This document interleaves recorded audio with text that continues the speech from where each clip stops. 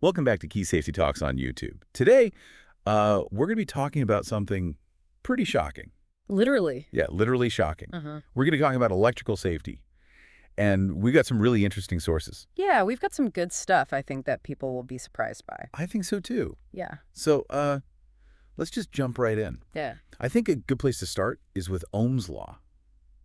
Every time I hear about this, I kind of get a little bit intimidated. Yeah, I know. It can be a little intimidating. But think of it this way. Okay. Imagine a garden hose. Okay.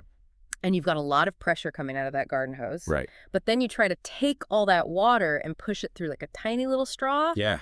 Things are going to get messy. That makes sense. So that's basically what Ohm's Law is about. Okay, so break it down for me. How's that work? Okay, so you've got three basic components. You've got voltage, you've got current, and you've got resistance. Okay. And so the voltage is kind of like the pressure in that hose. Mm-hmm. The current is the amount of electricity that's flowing. And the resistance is anything that's going to restrict that flow. Okay, that makes sense. Yeah. So if you have low resistance, it's like having a really small straw and it's going to heat up. Yeah, and that's why, like, if you use the wrong charger for your phone, sometimes it can be a fire hazard. Oh, really? Yeah, because it's not offering enough resistance, so it could overheat. Oh, that's interesting. I never thought about that. So that's why my phone charger gets warm. Yeah, a little bit of warmth is normal, but if it's getting really hot, that's a sign that something might be wrong. That's a good tip. Okay. Okay, so we've got voltage, current, resistance. Yeah. What else do we need to know about how electricity works? Well, we need to talk about conductors and insulators. So certain materials, like copper, are really good conductors, Uh-huh. and that means that they allow electricity to flow very easily. And then other materials, like rubber, are insulators. And that's why our wires have that rubber coating. It prevents the electricity from flowing where we don't want it to go. Like into us. Exactly. It's a safety barrier. That's a great analogy. Okay, so I think this is a good place to transition into talking about electrical hazards. I think so, too. I've always wondered what happens when somebody gets an electric shock. Look what's going on in the body. Well, basically, the electricity is looking for a path to the ground, and your body can unfortunately be that path if you're not careful. Oh. And so the severity of an electric shock is going to depend on a couple of factors. How much current flows through your body, where it flows through your body, and for how long. So it's not just about the voltage, it's about the current. Exactly. Even a low voltage can be fatal if there's enough current flowing through you. Oh, wow. So how much current are we talking about here? Well, just a few milliamps, you're going to start to feel a tingle. Okay. Around 10 to 20 milliamps, things start to get really dangerous because your muscles can lock up and you might not be able to let go. Oh, so you can get stuck. Yeah. That's why electricians are always taught to work with one hand whenever possible, just to keep the other hand away from anything conductive. Right. That's really good advice. Now, I know that there's different types of current. There's AC and there's DC. What's the difference between those? So AC, or alternating current, is what we have in our homes, and it's constantly changing directions, kind of like a wave. Okay. DC, or direct current, flows in one direction, kind of like a steady stream. Gotcha. And how does that affect electric shock? Well, AC current can be more likely to cause those muscle contractions that make it hard to let go, So that can be more dangerous. especially at lower voltages. Okay, so there's a lot more to it than just avoiding high voltage. You got to think about all these other things. Absolutely. And speaking of dangerous things, we should also talk about arc flash. Okay, arc flash. Yeah. What's arc flash? Well, it's basically an electrical explosion. It's a sudden release of energy with really high temperatures. Oh, wow. It happens when electricity jumps through the air between two conductors. Wait, electricity can jump through the air. It can, under the right conditions. Think about lightning. That's basically a massive arc flash. Right. But it can happen on a smaller scale, like in your electrical panel or in your equipment, if there's a fault or a loose connection. So if there's like a short circuit or something? Right, and instead of just stopping the flow of electricity, it creates this big explosion. Wow. So how hot does it get? It can get tens of thousands of degrees Fahrenheit. Oh my gosh. So it's hot enough to melt metal. Yeah, and it can cause really severe burns, ignite your clothing, and even create a blast wave that can knock you down. Oh, wow. This is serious stuff. So how can we prevent these arc flashes from happening? Well, regular inspections and maintenance of your equipment is crucial, but one of the most important things you can do is something called grounding. Right. Grounding. Remind me what Yeah. grounding is all about. So grounding is basically giving electricity a safe escape route. So it's connecting the electrical system to the earth. Okay. And so if there's a fault, the grounding connection provides a low resistance path for the electricity to flow to the ground instead of through you. Oh, okay. So it's like a safe. Now, what about bonding? That was mentioned in our sources too. How's that different from grounding? So bonding is connecting different metal parts of your electrical system together. So it eliminates any voltage differences between those parts. Uh-huh. So there's no potential for a shock if you touch two different things at the same time. So grounding is the escape route, and bonding is making sure everything's on the same level. You got it. Okay, now I think it's important to talk about some of these case studies that we have in our sources. Yeah. Because they can really highlight how dangerous electricity can be. Definitely. Sometimes hearing about real-life incidents really hits home. Okay, so let's start with Eddie Adams. Okay, so Eddie Adams was an electrician. And back in 2001, he was working on a high-voltage starter. And he tried to diagnose a problem using a procedure that wasn't really appropriate for the voltage level. Oh, no. And so he accidentally created an arc flash. And he suffered really severe burns, and he actually died the next day. Oh, that's awful. Yeah. It's a really tragic reminder that even experienced professionals need to follow those safety guidelines. Right. And the other case study that we have involves a group of firefighters in Kentucky that were doing the Ice Bucket Challenge Oh, yeah. back in 2014. And this is a reminder that even something that seems harmless can turn dangerous really quickly if you're not thinking about electrical safety. Yeah, they were standing in the bucket of a ladder truck, and they were getting sprayed with water, but the truck's electrical system wasn't protected properly. So the water created a path for the electricity. Exactly. And so they received a really severe shock, and one of the firefighters actually died. Oh, that's so sad. So it shows that electrical safety is important for everybody, not just electricians. Absolutely. Hmm. You know, it's really important for everybody to be aware of the hazards and to take precautions. So we've talked about some of the dangers. We've talked about grounding and bonding. Yeah. Are there any devices that can help protect us? Yeah, definitely. So a very common device that you've probably seen is called a GFCI, or ground fault circuit interrupter. Right. I think that's the outlet with the little test and reset button. Exactly. Okay, so how does that work? Does it sense when somebody's getting shocked? It's actually a little bit smarter than that. It constantly compares the amount of electricity flowing out of the outlet to the amount of electricity flowing back in. Okay. And if there's any difference, even a tiny little difference, the GFCI shuts off the power in a fraction of a second. Oh, wow. So it's like a super fast circuit breaker. It is, and it's required in places like bathrooms, kitchens, any place where there's water present, and it saved countless lives. Yeah, those are really important. Now, what about AFCIs? What are those? So AFCI stands for Arc Fault Circuit Interrupter, and their job is to detect those dangerous electrical arcs that we talked about earlier. Oh, okay. So they're like the fire prevention specialists. Exactly, and they're becoming really common in new homes, especially in bedrooms and living areas. So having GFCIs and AFCIs in your house is a really good idea. It is. It really adds a lot of safety and peace of mind. Now, what about those old-fashioned fuses and circuit breakers? Those are still around. How do those work? So those are the original safety valves of our electrical systems.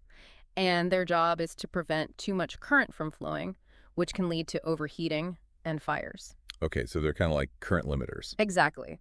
So a fuse contains a thin metal wire that will melt when too much current flows through it, and that breaks the circuit. So the fuse basically sacrifices itself to protect everything else. Exactly. And then circuit breakers are more convenient because they can be reset after they trip. Okay, so they're like reusable fuses. Exactly. So we've talked about devices.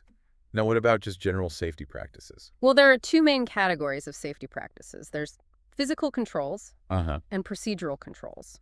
So physical controls are things like insulation on wires, barriers around electrical panels, and enclosures for dangerous equipment. So it's all about creating those physical barriers. Exactly. And then procedural controls are all about safe work practices. Okay, like what kind of things? So things like lockout tagout procedures, which is where you physically lock out the power source before you work on anything electrical. That's really important. It is. And training is another big one. Everybody who works around electricity needs to understand the hazards and how to work safely. So it's a combination of physical safeguards, procedural safeguards, and knowledge. Exactly. And it's really all about having a culture of safety. That makes sense. So we've covered a lot of ground here. We've talked about the basics of electricity, some of the hazards, grounding and bonding different safety devices and safe work practices. What else is there to talk about? Well, there's a whole world of electrical safety out there. We've only scratched the surface. That's true. So in our next segment, we're going to dive into some of the unique challenges and considerations for different industries like power generation, manufacturing, and healthcare. Okay, this is fascinating stuff. I can't wait to hear more. Stay tuned. Welcome back to Key Safety Talks on YouTube. We're still talking about electrical safety.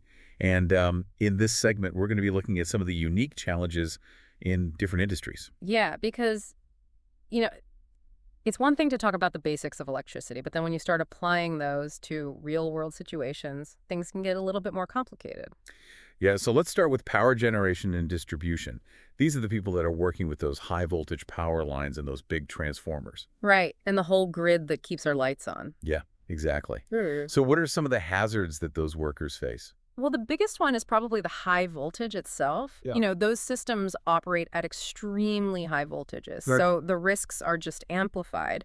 You're talking about things like falls from heights, arc flash, which we've talked about, and even something called step potential. Step potential. Okay, I haven't heard of that one. What is that? So imagine you've got a fault in a power line, and some of that electricity is leaking into the ground. The voltage in the ground near that fault is going to be a lot higher than the voltage further away. Right. So if you're standing there with your feet spread apart, you're basically bridging that voltage difference, and current can flow through your legs. Oh my gosh. So it's like the ground itself becomes part of the circuit. Exactly. And that's why it's so important for people working on those systems to wear those big rubber insulating mats. Yeah. Because it creates a safe zone for them to work in. It's amazing how much goes into keeping our lights on. It is, yeah. A lot of people don't realize all the dangers that are involved. Right. So step potential. Yeah. What other hazards do those workers face? Well, another one is touch potential. So that's the risk of getting shocked by touching something energized while you're also touching something that's grounded. Oh, And then, of course, there's always the risk of arc flash, like we talked about earlier. right. The higher the voltage, the more dangerous. Exactly. So it's a very hazardous environment to work in. Okay, let's shift gears a little bit and talk about industrial settings. Yeah. What are some of the unique challenges there? Well, industrial settings have a lot of heavy machinery moving parts, sometimes really harsh conditions. Mm-hmm. You know, think about all those motors and pumps and control systems that are constantly running. Right. If those things aren't properly maintained, they can overheat, they can spark, they can malfunction, and that can lead to fires, shocks, explosions, all kinds of things. Yeah, we think about factories and manufacturing, and we think about physical hazards, but there's a whole electrical component as well. There is. And there's always the risk of damage to the equipment. Yeah. You know, things getting run over by forklifts, crushed by heavy objects, exposed to chemicals. It's a tough environment for electrical equipment. So there's a lot to think about when you're working in an industrial setting. What about hospitals? Hospitals seem like they would have a whole different set of concerns. Oh, definitely. Hospitals are really interesting because you've got the workers to worry about, but you've also got the patients. Right. And a lot of those patients are more vulnerable to electrical hazards because they might be hooked up to life support or other medical devices. Right. Even a small electrical malfunction could be really serious. It could be fatal. And one of the biggest concerns in hospitals is something called microshock. Microshock. What is that? So it's basically a tiny little current that's so small that a healthy person wouldn't even feel it. Okay. But if that current finds its way to a patient's heart through like a medical device, it can be really dangerous. Oh, wow. So it's not about the shock itself. It's about the interference with the medical device. Exactly. It can disrupt the heart's rhythm and cause a really serious situation. That's scary. So that's a whole different level of precaution that's needed in a hospital. It is. And then, of course, you have all the usual concerns about faulty wiring, spills of liquids, things like that. And they use a lot of specialized equipment in hospitals as well. They do, yeah, like electrosurgical units, things like that. It's a lot to think about. Okay, now let's talk about transportation. I know everybody's really excited about electric cars these days, but are there unique safety concerns with electric vehicles? Yeah, definitely. So electric vehicles use high voltage batteries, and those batteries can be really dangerous if they're damaged in a crash. Yeah, what kind of dangers are we talking about? Well, there's always a risk of shock. And if the battery is punctured or overheated, it could catch fire. So first responders need to know how to handle those situations. They do.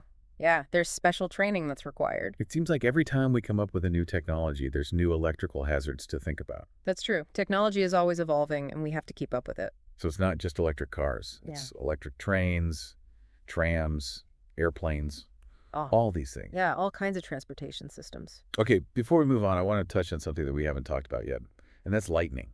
Yeah. Lightning is a natural phenomenon, but it's basically a giant electrical discharge. It is. Yeah, and it's really dangerous. So are there any safety tips for people that are caught in a lightning storm? Yeah, absolutely. So the main thing is when thunder roars, go indoors. Find shelter in a building or a hardtop vehicle. And stay away from windows, plumbing appliances, anything that can conduct electricity. So if you hear thunder, it's time to go inside and unplug everything. Pretty much. Dang. What if you're caught outside and there's no shelter? Yeah. What should you do then? Well, you want to avoid open fields, tall trees, water metal objects.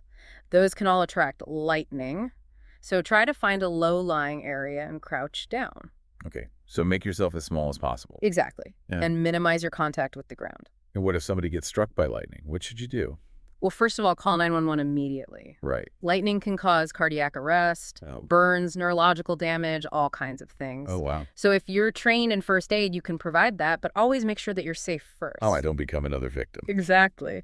So it's a reminder that even though we're talking about man-made electrical hazards today, Mother Nature has her own version. And it can be just as dangerous. Yeah. Okay, so we've covered a lot of different scenarios here. We talked about power generation, industrial settings, hospitals, transportation, lightning strikes. Is there any common thread that runs through all of these? I think the common thread is respect. Electricity is a very powerful force. We rely on it every day, but it can also be very dangerous if we're not careful. Yeah. So by understanding the hazards, following those safety procedures, using common sense, we can all stay safe. Respect the power. That's a good way to put it. Yeah. Now, we've gotten a ton of questions from our viewers Oh, yeah. about electrical safety. So in our next segment, we're going to be tackling those questions and diving into some of those FAQs. I'm looking forward to it. Yeah, it should be interesting. Stay tuned. Welcome back to Key Safety Talks on YouTube. We've been talking about all things electrical safety, and now we're going to tackle some of those frequently asked questions that our viewers sent in. Yeah, this is the part where we really get to connect with our audience and answer some of those burning questions they've got. I love this part. Yeah, okay. Okay, so let's jump right in. A lot of people want to know about those threshold levels for electric shock. Like, how much current is actually dangerous? Right. That's a really important question because if you understand those thresholds, it helps you to appreciate, just how dangerous electricity can be. Yeah. So, everybody reacts to electricity a little bit differently depending on their body weight, their health, all that kind of stuff. Right. But in general, around 1 milliampere, you're going to start to feel like a tingling sensation. Oh, okay. So that's like that little static shock we get sometimes. Exactly. And then as the current goes up, those sensations get more intense. So around 5 milliamps, you're going to feel a painful shock. Yeah. Your muscles might start to contract a little bit. Oh, wow. And then between 10 and 20 milliamps, you hit what's called the let-go threshold. Let-go threshold. What's that? So at that level, your muscles contract so strongly that you can't actually let go of whatever's shocking you. Oh, my gosh. So you're stuck. You're stuck in the circuit. Yeah. Yeah, and that's why electricians are always taught to work with one hand. Right. If possible, you keep one hand in your pocket or behind your back. Right, so you don't become part of the circuit. Exactly. And then above 20 milliamps, things get really serious really quickly. Yeah, what happens then? So you could have difficulty breathing, you could have severe burns, and the biggest risk is that your heart rhythm gets disrupted. Oh, wow. Which can be fatal. So even small amounts of current can be really, really dangerous. They can, and that's why you always have to be so careful around electricity. All right, so another question we got a lot was about the difference between grounding and bonding. Yeah, I think a lot of people get those mixed up. They do. They sound very similar. Right. So think of grounding as giving that electricity a safe path back to the earth. Okay. So it's like an escape route for all those electrons. They want to get back to the ground. And if we give them a nice, easy way to do that, then they're less likely to flow through us or through our equipment and cause damage. So grounding is redirecting that energy. Exactly. And bonding is about connecting different metal parts of the electrical system together. So they all have the same electrical potential. Okay. And that eliminates the risk of getting a shock if you touch two different parts at the same time. So grounding is the escape route, and bonding is making sure everything's on the same electrical level. Exactly. That's a great way to put it. Okay, now another question we got a lot was about GFCIs and AFCIs. Yeah, those special outlets. Right? A lot of people want to know, do they really need both? That's a good question. Yeah. So ideally, yes, you do want to have both because they provide different types of protection. Okay, so break it down for us. What does each one do? Okay, so GFCIs protect against ground faults, which is basically an imbalance in the current flow. and that can lead to electric shocks. So they're really important in areas where there's water present.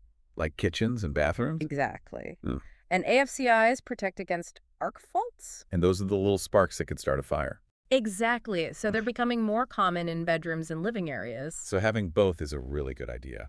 It is. It adds a lot of safety to your home. Okay, now this next question, I've always wondered about this. Yeah. Why do we seem to get more static shocks in the winter? That's a good one. It's all about humidity or the lack of humidity. Okay. So in the winter, the air is usually really dry, and dry air is a really good insulator. So when you walk across the carpet and you build up that static charge, it doesn't have anywhere to go. Yeah. It stays on your body. And then when you touch something, metal, zap. So it's like our bodies become little capacitors storing up that charge. That's a great way to think about it. So what can we do about that, besides wear rubber-soled shoes all the time? Well, using a humidifier can help add moisture back into the air. Okay. You can also use anti-static sprays on your carpets and furniture. Uh-huh. And another good tip is to keep your skin moisturized, Oh, okay. because dry skin tends to hold on to that static charge more. So hydrate from the inside out and moisturize on the outside. Okay, now another question we got was about those big, high-voltage power lines that you see running through neighborhoods. Yeah, the ones on those big towers. Are those actually dangerous to people on the ground? Well, those power lines are designed with safety in mind. They're high enough up in the air that they shouldn't pose a risk to people walking underneath them. Okay, that makes sense. Yeah. But what about birds?